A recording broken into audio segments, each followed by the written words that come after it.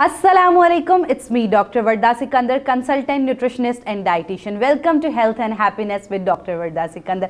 एक नए एपिसोड के साथ, एक नए मेहमान के साथ, एक नए टॉपिक के साथ। जैसा कि आप सब जानते हैं कि सर्वाइकल इश्यूज़ आपने सुने होंगे डे बाय डे बहुत ज़्यादा कॉमन होते जा रहे हैं।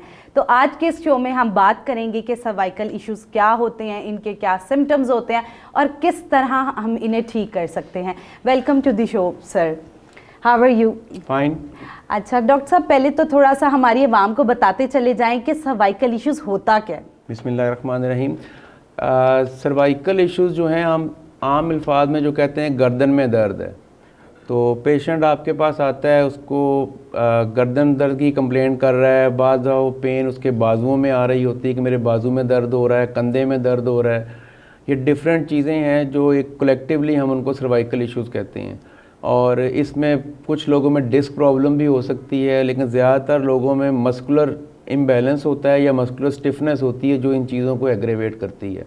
और जो आजकल हमारा लाइफस्टाइल है जिसमें हम मोबाइल फ़ोन का बहुत इस्तेमाल करते हैं, लैपटॉप का यूज़ है, उन लोगों में ये प्रॉब्लम बहुत ज़्यादा हो रही हैं, स्पेशली पोस्चर ठीक ना होने की वजह से। ठीक हो गया, आपने बड़ी ही बात अहम की कि बिल्कुल स्क्रीनिंग एक बहुत बड़ा एलिमेंट जो है, एक कॉजेज़ में से एक कॉज देखा जाए।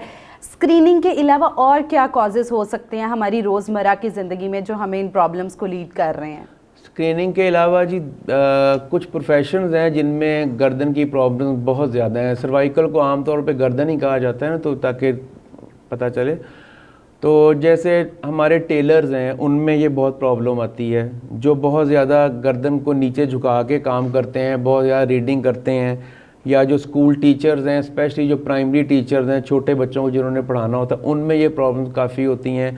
हमारे इवन फिजियोथेरेपिस्ट जो हैं उनमें ये बैड पोस्चर की वजह से बहुत प्रॉब्लम्स आती हैं। डेंटिस्ट जो हैं उनमें ये प्रॉब्लम्स काफ़ी ज़्यादा आती हैं। ठीक हो गया, इसका ये मतलब हो गया कि समटाइम्स कुछ ऐसे प्रोफेशंस भी हैं कि जिनमें ये चीज़ ज़्यादा कॉमन होती है और पोस्चर का गलत होना एक बहुत बड़ा कॉज जो है वो साबित होता है। अच्छा, क्या सिम्टम्स होते हैं, हमें किस तरह पता लगे कि हम इस प्रॉब्लम की तरफ जा रहे हैं? कोई मेन सिम्टम्स क्या होते हैं? मेन सिम्टम ये जी, पहले तो पेशेंट की जो रेंज ऑफ मूवमेंट है, गर्दन की मूवमेंट है, राइट लेफ़्ट मूव करना, उसमें पेन होती है। ऊपर देखना है, या वो बताता है कि या रात को सोते हुए दर्द से आँख खुल जाती है, कंधे में दर्द जाती है, या बाजू सुन्न हो रहा होता है। इस तरह डिफरेंट सिम्टम्स हैं। हर patient to patient symptoms vary करते हैं। ठीक हो गया, इसका ये मतलब कि कोई स्पेसिफिक सिम्टम्स नहीं होते, अगर इनमें से आप कोई भी अलामात देखें तो ये इसके तरफ हमें लेके जा रही होती हैं। अच्छा, ऐसा भी होता है कि मतलब अमूमन हम सुनते हैं कि जी गर्दन के प्रॉब्लम्स और डिस्क के प्रॉब्लम्स ख़वातीन में ज़्यादा कॉमन है, तो क्या इसकी कोई जेंडर डिस्क्रिमिनेशन भी होती है? जेंडर डिस्क्रिमिनेशन आप इस लिहाज से कह सकते हैं कि ख़वातीन में वैसे मस्कुलोस्केलेटल डिसऑर्डर जो हैं वो ज़्यादा पाए जाते हैं, क्योंकि ख़वातीन में ऑस्टियोपोरोसिस बहुत जल्दी होता है। ठीक है। और क्योंकि हमारा डाइट भी कोई इतनी अच्छी नहीं है, ख़वातीन को आप कहें अगर, तो हर दूसरे बंदे से पूछें दूध पीते हैं, वो दूध की तरफ तो कहते हैं नाम भी ना लें आप इसका। तो कैल्शियम की कोई सोर्स नहीं होती प्रॉपर, तो इसलिए ख़वातीन में ये प्रॉब्लम कंपैरेटिवली मर्दों की निस्बत ज़्यादा है। और बाकी ख़वातीन का मेरे ख्याल में मोबाइल का यूज़ जो है जनरली वो भी ज़्यादा ही होता है। ये तो आपने डॉक्टर साहब बड़ी ज़बरदस्त बात की कि बिल्कुल ऐसे ही है कि ख़वातीन के हाउस होल्ड की काम की वजह से हैबिट्स ऐसे होती हैं कि जो वाकई ज़्यादा जो है हमें इस प्रॉब्लम की तरफ लेके जा रही हैं। So sir, being a physiotherapist, आप क्या रेकमेंड करते हैं कि इसकी पहले तो हमें कुछ प्रिवेंशंस बताएं। वी ऑलवेज से दैट ना कि prevention is better than cure, तो कुछ एहतियाती तदाबीर बताएं कि हम इस प्रॉब्लम से बच सकें।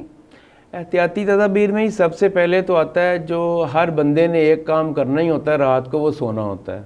ठीक है। तो अक्सर लोगों को हैबिट है वो 2-2 तकिए और 3-3 तकिए लेकर सोते हैं। जितने आप तकिए ज़्यादा लेते हैं वो आपके पोस्चर को ख़राब करते हैं। तो कोशिश करें कि एक नॉर्मल साइज़ का तकिया हो, वही लेकर सोएं। और अब जब से ये मोबाइल फ़ोन का यूज़ शुरू हुआ है, तो अक्सर लोग रात को सोने से पहले 1 घंटा 2 घंटे फ़ोन का यूज़ ज़रूर करते हैं। तो हम रिकमेंड करते हैं कि लेट के मोबाइल फ़ोन का यूज़ बिल्कुल नहीं होना चाहिए। ठीक है। दूसरा, जो हम बैठे बैठे फ़ोन यूज़ करते हैं, मैं आपको डेमोन्स्ट्रेट करता हूँ। आम तौर पे यूँ हम फ़ोन पकड़ते हैं और ये इस पोस्चर में हम अपना फ़ोन यूज़ कर रहे होते हैं। तो सारा दिन अगर हम इसी पोस्चर में रहें तो आम तौर पे एक जनरल बंदा 4 से 5 घंटे यूज़ कर लेता है। तो उससे आपकी जो बैक ऑफ नेक के मसल्स हैं वो लेंथन हो जाते हैं, लंबे होके तो वीक हो जाते हैं, और जो सामने वाले हैं ये सिकुड़ जाते हैं। इसकी वजह से आपको पेन ज़्यादा होती है। इसलिए आप मोबाइल फ़ोन है अगर तो आप सामने आंखों के सामने इस पोस्चर में अगर रख के यूज़ करेंगे तो आपको प्रॉब्लम्स कदरे कम होंगी। ठीक हो गया, इसका ये मतलब कि मोबाइल फ़ोन यूज़ करें बिल्कुल बहुत ज़रूरी है, लेकिन इसको ठीक तरह के इसकी वजह से आपकी बॉडी पे अफेक्ट ना आए। अच्छा, अगर ये तो आपने बता दी हमें कुछ एहतियाती तदाबीर, अब बहुत सारे लोग हैं जो इसके शिकार हो चुके हैं, तो वो अपनी मैनेजमेंट किस तरह कर सकते हैं? देखिए, वो मैनेजमेंट के लिए उनको प्रॉपरली किसी को पहले तो एक दफ़ा विज़िट करना पड़ेगा, उनको असेस करेंगे, देखेंगे कौन से मसल उनके वीक हैं, कौन से उनके शॉर्ट हुए हैं, ठीक है। तो उसके बाद ही उनको प्रॉपर प्लान दिया जा सकता है। अदरवाइज़ जो जनरली देखा जाता है, किसी ऑर्थोपेडिक को दिखाते हैं, वो पेन किलर उनको देंगे, पेन किलर से अगर दर्द बेहतर हो जाए ठीक है, अगर नहीं होती तो फिर वो उनको फिज़ियोथेरेपी के लिए रेफ़र कर देते हैं। फिज़ियोथेरेपी में डिफरेंट एक्सरसाइज होती हैं, वो पेशेंट टू पेशेंट वेरी करती हैं। हम कोई एक सेट प्लान नहीं है कि आपने यही करनी है। हाँ, उसमें ये है कि हम एडवाइज़ करते हैं, जो कंप्यूटर ऑपरेटर हैं जिनका स्क्रीन टाइम बहुत ज़्यादा है, वो एक ही पोस्चर में ना बैठे रहें, वो आधे घंटे के बाद अपनी गर्दन की पूरी मूवमेंट, राइट लेफ़्ट मूव करना, ऊपर नीचे सारी मूवमेंट्स कर लें, ताकि उनकी जो डिस्क की हाइड्रेशन है वो नॉर्मल रहे। ठीक हो गया। डॉक्टर साहब ने हमें बहुत अच्छी जो है वो ट्रिक्स बताई। सबसे पहले तो कि आप अपना पोस्चर जो है उसको ठीक रखें, और जैसे हमारी जिस्म की कुछ ज़रूरियात हैं, मसल की जो ज़रूरत है वो एक्सरसाइज है, तो इसलिए आप एक्सरसाइज का ख़ास ख्याल रखें। अगर आप इन प्रॉब्लम्स में से कोई भी सिम्टम फेस कर रहे हैं तो फौरी अपने करीबी डॉक्टर्स को कंसल्ट करें। आप हमारे मौजूद हेलो डॉक्टर फोरम पे घर बैठे भी कंसल्टेशन हासिल कर सकते हैं। Thank you so much doctor साहब फॉर योर प्रीशियस टाइम। मिलते हैं एक नए एपिसोड के साथ। Thank you so much. अल्लाह हाफिज़।